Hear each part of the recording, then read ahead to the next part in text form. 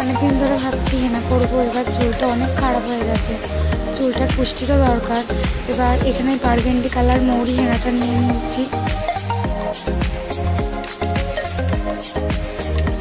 পরিমাণ মতো নিয়েছি, পর দিয়েছি কফি,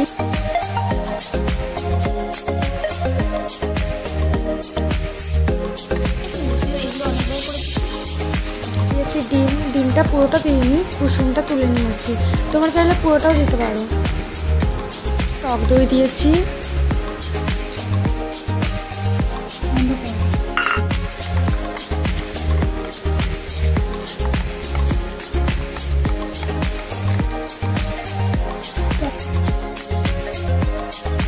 ভালোভাবে মিক্সড করে একসাথে 2 ঘন্টা রেখে দিয়েছিলাম। তোমরা চাইলে সারা রাতও রাখতে পারো, আমি এখানে 2 ঘন্টাই রেখেছি।